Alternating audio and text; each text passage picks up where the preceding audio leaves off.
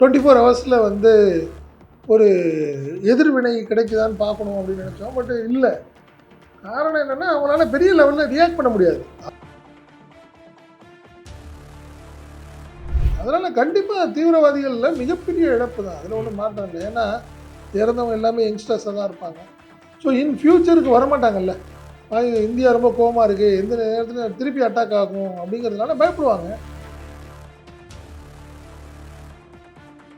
இதுக்குள்ள India warn பண்ணிருச்சு, தொடர்ந்து நீங்கள் எங்களை டிஸ்டர்ப் பண்ணினா பாகிஸ்தான்லேருந்து பலுச்சிஸ்தான்ங்கிற தனி நாடு உருவாகதை யாராலையும் தடுக்க முடியாதுன்னு இந்தியா எதுவும் சொல்லிட்டாங்க. பாகிஸ்தான் நம்மளை சீண்டி பார்க்குறப்போ திருப்பி நம்ம அட்டாக் பண்ணி தான் ஆகணும். அதை தான் சொல்கிறாரு.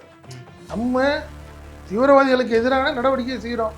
ஆனால் பாகிஸ்தான் திருப்பி நம்ம மேலே சிவிலியன்ஸை அட்டாக் பண்ணுறதையோ நம்ம மிலிட்ரியை அட்டாக் பண்ணுறப்பையோ நம்ம அதை பார்த்து கொண்டு சும்மா இருக்க முடியாது. திருப்பி நம்ம அட்டாக் பண்ணி தான் ஆகணும்.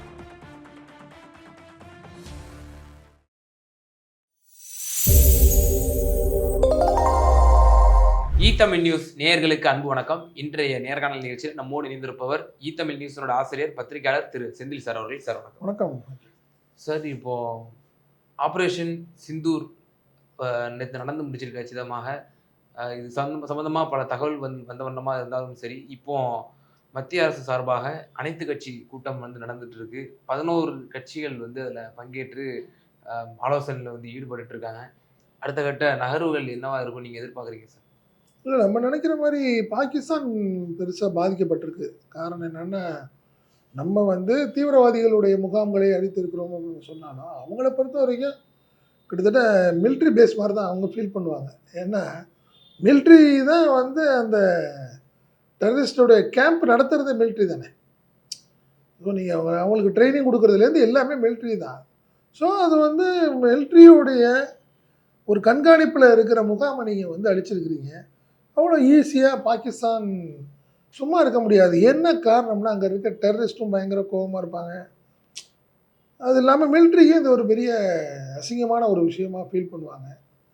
அதனால் சும்மா ஒரு பெரிய லெவலில் இப்போ நம்ம மேலே ஒரு போர் அப்படிங்கிற மாதிரிலாம் இல்லைன்னா கூட சும்மாவாது ஏதாவது சீண்டிக்கிட்டே தான் இருப்பாங்க. பட் இந்தியா கொஞ்சம் கவனமாக இருக்கணும் இந்த விஷயத்தில். கொஞ்சம் அலட்சியமாக இருந்துடக்கூடாது. ஏன்னா 24 நம்ம அதில் ஏற்கனவே பேசணும். 24 ஹவர்ஸில் ஒரு எதிர்வினை கிடைக்குதான்னு பார்க்கணும் அப்படின்னு நினச்சோம். பட் இல்லை. காரணம் என்னென்னா அவங்களால பெரிய லெவலில் ரியாக்ட் பண்ண முடியாது. ஆனாலும் சும்மா இது பண்ணாங்கல்ல, தீவிரவாதிகளை கொண்டு போய் பெல்காமில் நடந்த மாதிரி ஒரு பின்னாடி குத்துற விஷயங்கள் தான்.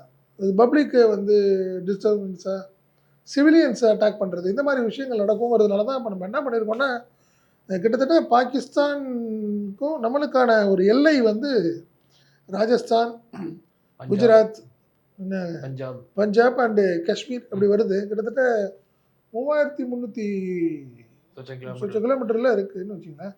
ஸோ அதில் எல்லாத்துலேயுமே கிட்டத்தட்ட நம்ம எல்லாத்தையுமே க்ளோஸ் பண்ணிட்டோம்னா அங்கே இருக்கிற கிராமங்களில் உள்ள பப்ளிக் எல்லாத்தையுமே கொஞ்சம் வெக்கேட் பண்ணி கொஞ்சம் தள்ளி வச்சுருக்கோம். ஆமாம், அந்த இடத்துல வச்சுருக்குறோம். பட் அதே மாதிரி வேறு யாரும் அந்த சைடு பாகிஸ்தான் சைடில் யார் தெரிஞ்சாலும் உடனே சுட்டுக்கொள்ள நம்மளுக்கு பிஎஸ்எஃப்க்கு ஆர்டர் போட்டிருக்கிறாங்கன்னு வச்சுக்கோங்க. ஆனாலுமே பாகிஸ்தானுக்கு இவ்வளோ பாதிப்பு இருந்தாலுமே அது இந்தியா விஷயத்தில், ஏன்னா அதுதான் சமாதானப்படுத்திக்கும். அது இந்தியாவை பாருங்கள், நாங்கள் அட்டாக் பண்ணிட்டோம், ஒரு 15 பேர் நம்ம ஆளுங்களை பார்டரில் சிவிலியன்ஸை அட்டாக் பண்ணி இறந்துட்டாங்க. இந்த 24 மணி நேரத்தில் நடந்திருக்குன்னு வச்சுக்கோங்க. ஸோ இதெல்லாம் பாகிஸ்தானுக்கு பெருமையாக நினைக்கிறாங்க. இப்போ நம்ம என்ன பெருமையாக பேசிகிட்டு இருக்கிறோம், பயங்கரவாதிகளுடைய முகாம்களை அழிச்சிருக்கிறோம், கிட்டத்தட்ட 200-300 கிலோமீட்டர் உள்ளே நாங்கள் அடிச்சிருக்கோம் அப்படிங்கிறத நம்ம சொல்கிறோம். அது ஒரு விஷயம். அன்அஃபிஷியலாக எவ்வளோ பேருங்கிறது தெரியல.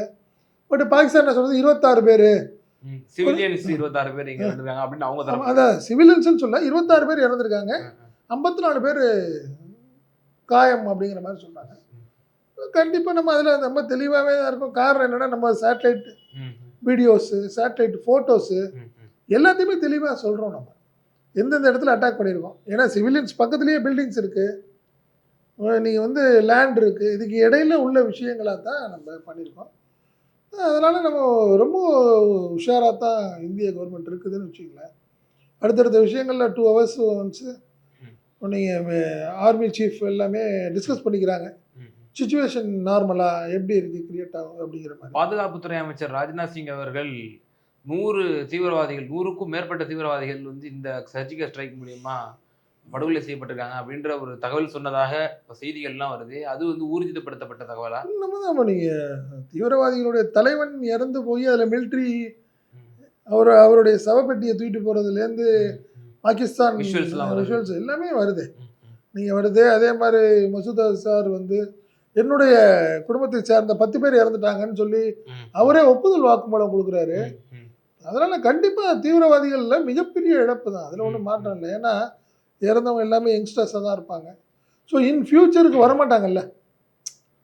இந்தியா ரொம்ப கோவமாக இருக்குது, எந்த நேரத்தில் திருப்பி அட்டாக் ஆகும் அப்படிங்கிறதுனால பயப்படுவாங்க. ஸோ அதனால ஒரு தீவிரவாத குழுக்களுக்கு ஒரு பெரிய பின்னடைவு தான். இப்ப இந்த ஆபரேஷன் சிந்தூருக்கு பிறகு நம்ம இந்திய எல்லைக்கு உட்பட்ட பகுதி எல்லையில இருக்கக்கூடிய கிராமங்கள்ல வந்து பாகிஸ்தான் வந்து அத்துமீறி தாக்குதல் நடத்தியதாக நேத்து கூட தகவல்லாம் வந்துச்சு. எல்ஓசி அதாவது லைன் ஆஃப் கண்ட்ரோல் என்று சொல்லக்கூடிய அந்த பகுதிகளில் சிவிலியன்ஸ் வந்து நம்முடைய இந்திய பிரஜைகள் வந்து படுகொலை செய்யப்பட்டிருக்காங்க.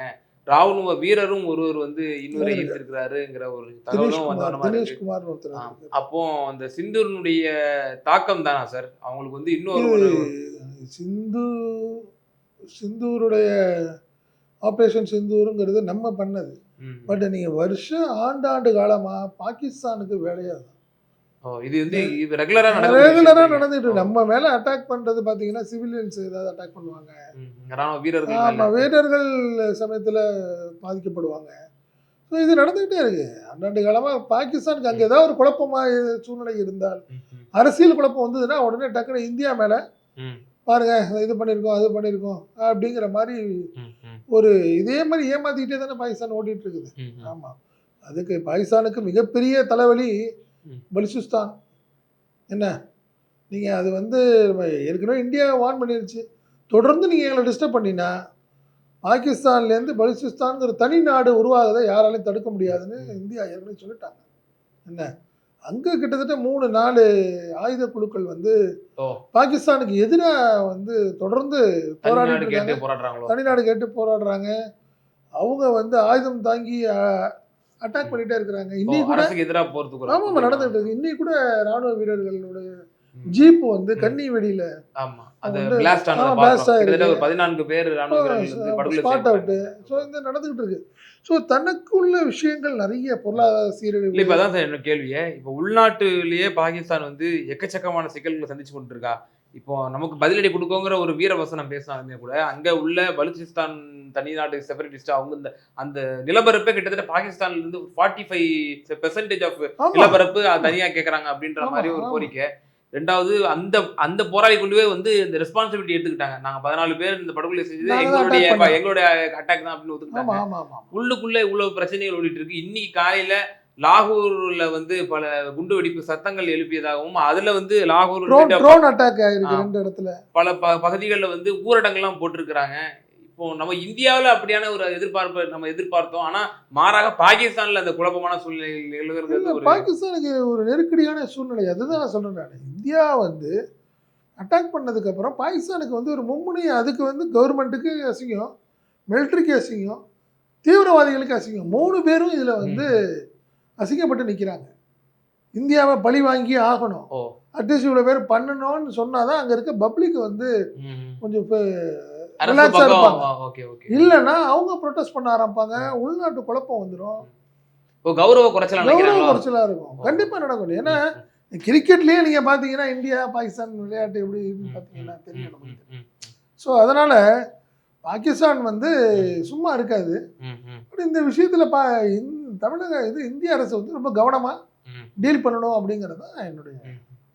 அதே போல இப்போ இருக்கக்கூடிய எல்லையோர பகுதிகளோட முதலமைச்சரோட வந்து உள்துறை அமைச்சர் அமித்ஷா அவர்கள் ஆலோசனை செய்திருப்பதாகவும் இன்னும் ஒரு படி மேலே போய் சில தகவல்களும் அந்த வண்ணமா இருக்கு. பஞ்சாப்லேயே நம்மளுடைய எல்லை பகுதிகளில் வந்து பாகிஸ்தானுடைய ஒரு ஏவுகணையினுடைய அந்த ஆயுதம் வந்து தவறி விழுந்திருக்கு இங்க அப்படின்ற ஒரு தகவலும் வந்த வண்ணமா இருக்கு. அவர்கள் அத்துமீறுகிறார்கள் நம்மளுடைய எல்லை ராஜஸ்தான் போன்ற எல்லை பகுதிகளில் பஞ்சாப் போன்ற எல்லை பகுதிகளில் அத்துமீறுகிறார்கள் என்ற ஒரு செய்தியும் இப்போ வந்த வண்ணமா இருக்கு. அந்த மாநிலத்தில் இருக்கக்கூடிய எல்லை பகுதியில் இருக்கக்கூடிய மாவட்டங்களுக்கு முழு ஊரடங்கு உத்தரவுகள்லாம் பிறப்பிக்கப்பட்டிருக்கு. ஒரு அசாதாரண ஒரு சூழ்நிலை வந்து ஏற்படுறதுக்கு தான் வந்து பாகிஸ்தான் எல்லா ஆயத்தங்களும் இல்லக்கா, செஞ்சுட்டு நம்ம வந்து கவனமா இருக்கிறோம் அவ்வளவுதான். இது வந்து அசாதாரண சூழ்நிலை அப்படின்னு சொல்ல முடியும். இருக்காங்க. ஏன்னா நம்ம அட்டாக் பண்றதுக்கு முன்னாடியே நம்ம வந்து சொல்லிட்டோம், போர் ஒத்திகை அனௌன்ஸ் ம், பண்ணிட்டோம். ம், ம், நம்ம கண்டிப்பா அட்டாக் பண்ணுவோங்கிறது எல்லாத்துக்கும் தெரியும். இப்ப நீங்க இன்னொரு விஷயம் பார்த்தீங்கன்னா, குஜராத் அண்ட் ராஜஸ்தான்ல பார்த்தீங்கன்னா, பாலைவனம் இருக்கு. அதுக்கப்புறம் தான் பார்டர் வரும். ம், ம், நீங்க பஞ்சாப்ல அப்படி இல்ல. பஞ்சாப்லயே கிராமமே இருக்கு. ம். கடைசி கிராமம். கிராமம் அப்புறம் கடல். அதுக்கப்புறம் திருப்பி அந்த மாரி விஷயங்கள் இருக்குது பாகிஸ்தான். ஓகே. நம்மளுக்கும் உள்ள ம், ம், கொஞ்சம் பவுண்டரி அந்த ம், மாரிலாம் ம், இருக்குதுன்னு ம், வச்சுக்கோங்க. இந்த ஒரு சூழ்நிலைலாம் இருக்கு.